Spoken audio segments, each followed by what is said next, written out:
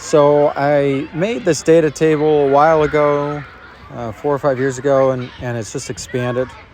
But I thought I'd give it some talking to in case someone else is making their own data table. So at the top I have things like the date, the actual time, like a timestamp for the video, the roast, and the machine I'm using. Then I start going into things like what grind settings I'm using, what layers I'm using, the grinder, the grind setting, different grinder settings for if I decide to use a Sudo-Staccato shot, the grind temperature if I'm measuring that, the bean temperature if I'm measuring that, what kind of bean treatment I use, like if I use humidity treatment or not, how I store the coffee. Actually, bean treatment is bean treatment, so it's whether I use yeast or not. So how I store the coffee, how I tamp the coffee, how I split the coffee up in terms of the layers I use, because sometimes I do a split staccato shot where I do different coffees and different layers. And I have like what the orientation of that is. I haven't used that in 2 years because I haven't done that often, but this is pulsing. So do I do pressure pulsing? This should actually all be no, because my current profile does not have pressure pulsing. I have to put it back in. So then I talk about what sieves I'm using. Then this is PFF is for paper filter. So I did a lot of experiments with paper filters on the bottom, in the middle, the top, and I recorded the weight, the age, things like that. But I haven't used paper filters in a long time. Then I talk about what tamp pressure I use, what filter basket, how much force I'm using in the tamper, if I'm using a leveler, the machine temperature, after puck prac. That was an interesting experiment, but I didn't really come out with many results for it. But it was just something I was trying to see if machine temperature had a big impact. Then like temperature, like primary water temperature, what profile I'm using. Then how long steam pre-infusion lasts. For a little bit I recorded what food I ate before and how long before I ate food, but then I just got in the habit of not eating anything for half an hour or so. Make sure I cleanse my palate. Talk about what cup I'm using, if I'm using a Cold Stone. Now here's really the meat. These are the things that really change when I'm making the shot, which is like the output weight. And the output weight here includes the cup weight. So I have an equation to subtract it. I have the temperature for the Otago, TDS, the time to cover the filter, pre-infusion, time to 10 milliliters, one variable I've used before. Bloom time, push time is the time after pre-infusion, and the number of pumps, especially if I'm using the lever machine.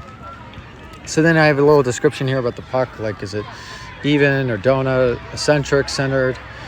Then I have measurements for the seconds, but I've also used this column for other TDS measurements, like using the DI fluid. Here's where you get into the taste scores. All the taste scores are negative. More negative is better. I normalize these when I share results. So I do 2 minus this number to get my regular scale from 0 to 30. And that is because of face recognition. And using similarity scores for years in my field, I've ended up with doing negative numbers. So then I have ratio. I have moisture adjustment is used for how much moisture I added to the beans after roasting. There's the extraction yield, intensity radius. Those are the two big ones. They're color coded, so it's kind of easy to see trends if I zoom out a little bit.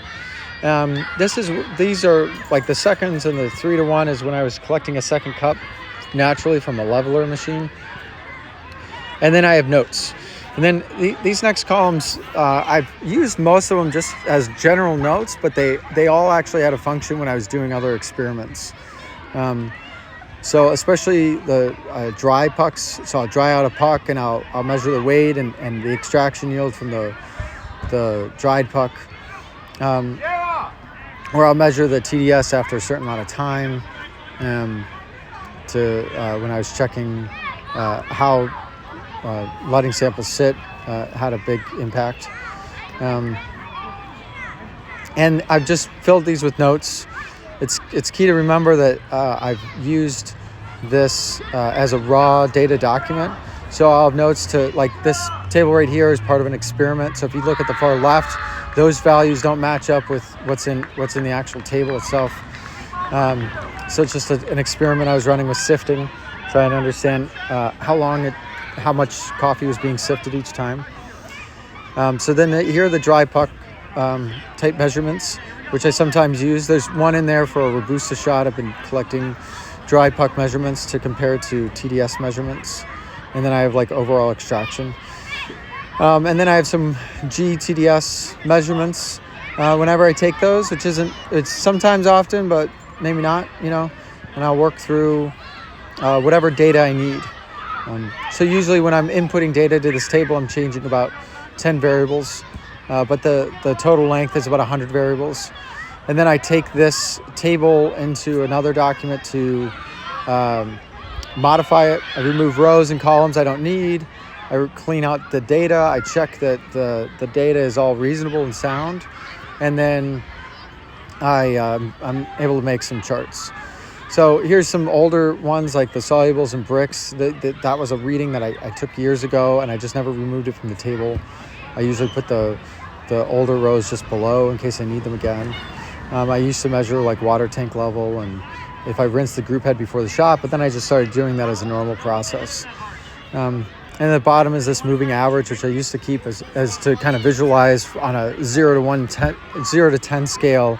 Am I hitting the best shot? How close am I to the best shot I've ever had?